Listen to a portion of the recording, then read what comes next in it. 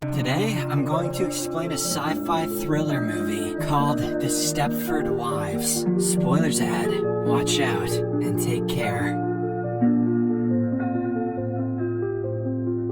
The movie begins by introducing us to a married couple, Walter and Joanna. The husband is a successful lawyer, while the wife aspires to be a photographer. They used to live in Manhattan, but are now relocating to the small suburban town of Stepford with their 2 daughters. Walter is very excited because he has landed a good job opportunity there. However, Joanna appears to be unhappy with the change, as she had hoped to pursue a career as a photographer in the city. In the next scene, the family arrives at their new house, which is huge. While the movers bring in the rest of the stuff, Walter goes outside to feed his dog. During this, he is approached by a woman named Carol, who turns out to be their neighbor. She welcomes him to the town and hands him a casserole, but she has no expression on her face and speaks very strangely. Walter invites Carol inside to meet his wife, but she refuses and departs. The ironic thing is it's actually people in cities that act like this. The next day, Walter leaves for work and the kids are at school. Joanna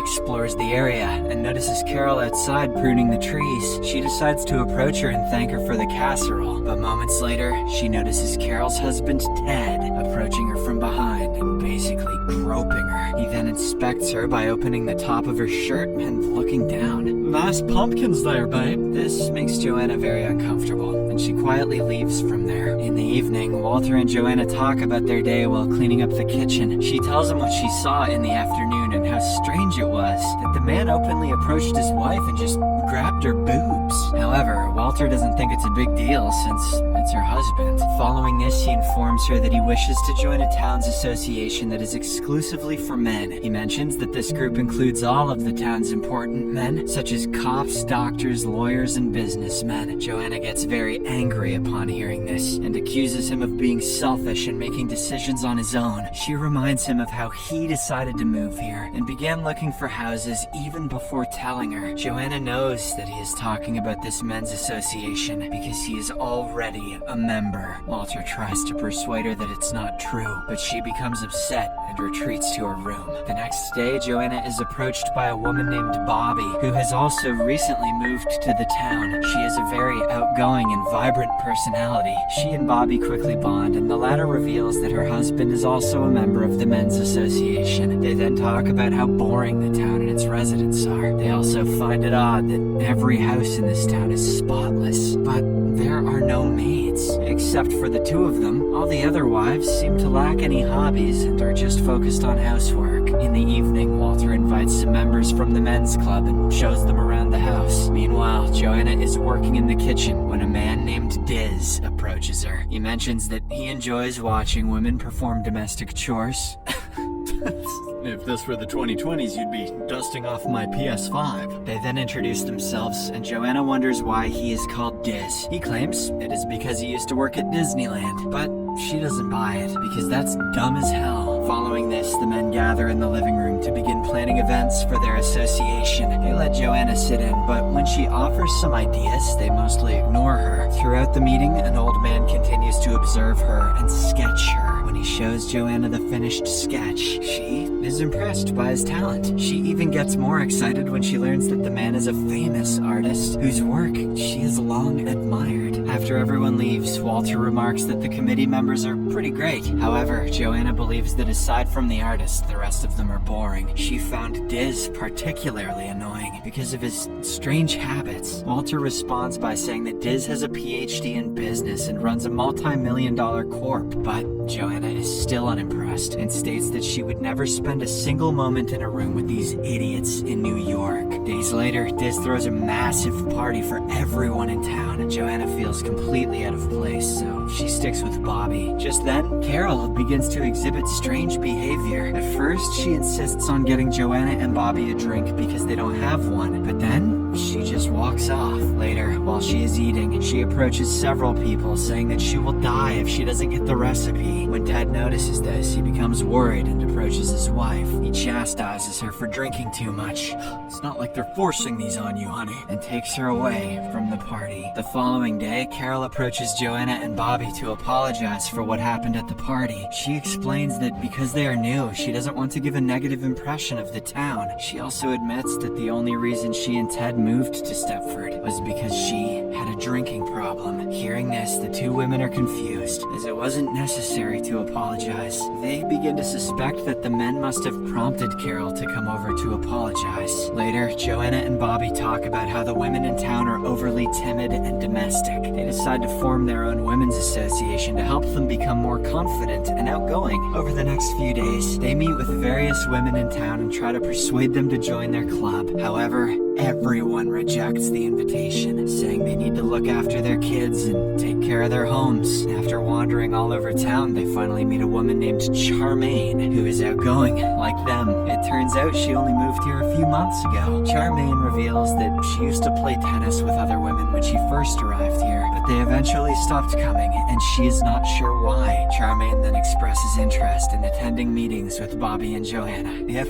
they form a club. One evening, something weird happens. When one of the guys from the men's committee arrives to visit Joanna, he reveals that he stammers and is therefore overly interested in language and vocals. He asks her to make a list of every place she has ever lived and record herself reading every word from the dictionary. Joanna is perplexed by the weird request, but she agrees to help him. In exchange, she asks him to persuade the wives of the town to join their club. The man is reluctant at first, but eventually agrees. Alright, but first, can you say aardvark for me? The scene then cuts to the first meeting of the women's club. Charmaine admits that she believes her husband never truly loved her and only married her because he desired a trophy wife. Joanna then encourages the others to open up as well, but they have nothing meaningful to say. Instead, they begin talking about cleaning products and how to make their housework easier. Joanna and Bobby realize how tedious these women are and feel frustrated. Later that night, Joanna leaves the house to walk her dog. While she is gone, the members of the men's club come over to inspect the bedroom. Joanna soon comes across a huge mansion a bit farther from her house. She is then approached by a cop who reveals that this mansion is the headquarters of the men's association. He advises her not to come here at this time, saying it's not safe. Joanna apologizes to the cop and quietly leaves. Days later, she and Bobby arrive at Charmaine's house to play tennis, but they are surprised to see her tennis court being demolished. They then approach Charmaine, who reveals that she just returned from a weekend trip with her husband. She says things are fine between them now, and she is happy. Charmaine then explains that she demolished the tennis court and fired her maid to please her husband. The two women are stunned to see her acting so submissive all of a sudden. Following this, Joanna and Bobby begin investigating the reason for these women's submissive and bland behavior. After questioning some people in the town, they learn that all of these women were once assertive, independent, and staunch supporters of liberal social policy. They are even more shocked to learn that there was once a women's association in the town, led by none other than Carol. Having had enough, Bobby announces that she's going to leave Stepford and asks Joanna to come with her. She is determined not to end up like the other wives. Joanna also agrees, and the two women decide to discuss their plans with their husbands. That night, Joanna tells Walter that she is unhappy in this town and wants to leave. Surprisingly, he agrees, but says they can't move until next month due to work. He asks Joanna to find a new place to live while he completes his work. This overjoys Joanna, and she kisses her husband in excitement. Days later, Bobby goes on a weekend trip with her husband, but when she returns, she is a completely different person than before. When Joanna arrives to meet her, she is dressed in a pretty dress with full makeup and is busy with household chores. A shocked Joanna asks what happened to her, but Bobby assures her that everything is fine. She says it's no big deal to take care of the house, since her husband works very hard. She also admits that she was just overreacting before and no longer wants to leave Stepford. Seeing this, Joanna is terrified and rushes back to her house. She tries to tell Walter what she saw, but he accuses her of acting crazy. He even tells Joanna to focus on being the perfect housewife and cleaning the house instead of worrying about other people. They soon get into a heated argument and Joanna threatens to leave. This finally scares Walter and he begins to speak to her gently. He then starts gaslighting her, saying she is not mentally stable and recommends that she see a therapist. He also promises that they will be leaving Stepford soon, which gives her some relief. The scene then shifts to Joanna in a therapy session complaining about this town. The psychiatrist states that it is understandable that she's struggling after leaving the city. However, Joanna opens up about how she's noticed that the women in town change after they arrive. She believes that the men are doing something to change them. Joanna also reveals that her two closest friends both changed around the 4-month mark and expresses her fear that she might be next. Hearing this, the psychiatrist finally takes her seriously, but explains that she needs to leave town for a few days. Joanna responds that she won't be around when she returns. She says it will be someone who looks and speaks like her, but it won't be her. Joanna will no longer be a woman with a passion for photography, but rather like one of those robots at Disneyland. The worried psychiatrist then advises her to leave home for a few days, and when she returns, they will meet again. Upon reaching home, Joanna tries to find her kids to take them with her. However, Walter informs her that they're not at home, but at a friend's house. He then attempts to seduce her, but when she refuses, they get into a physical fight. Joanna eventually locks herself in a room to get away from her husband. Meanwhile, Walter goes downstairs and calls someone to inform them about their fight. While he is distracted, Joanna sneaks out and heads to Bobby's house, hoping her children will be there. Upon her arrival, Bobby claims that her kids aren't there and offers her coffee. Joanna demands to know why she has suddenly changed, but Bobby continues to deny it.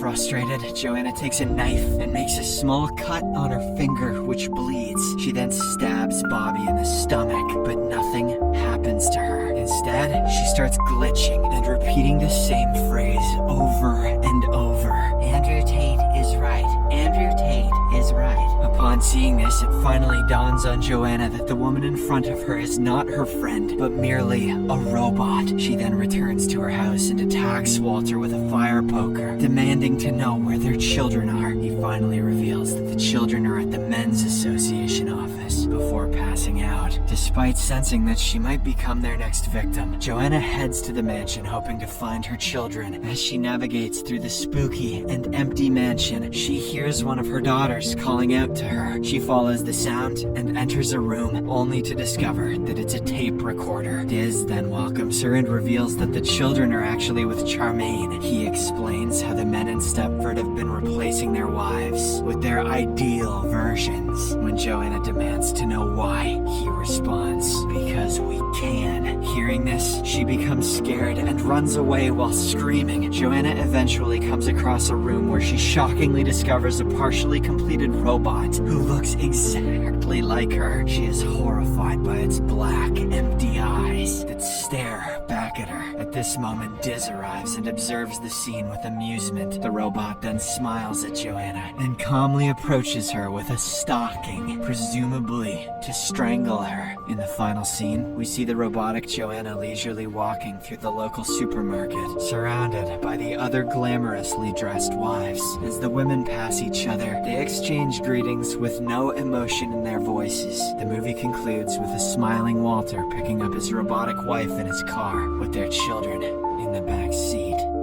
Subscribe for more videos like this, turn on notifications, and leave a like to help the channel out. Thank you for watching.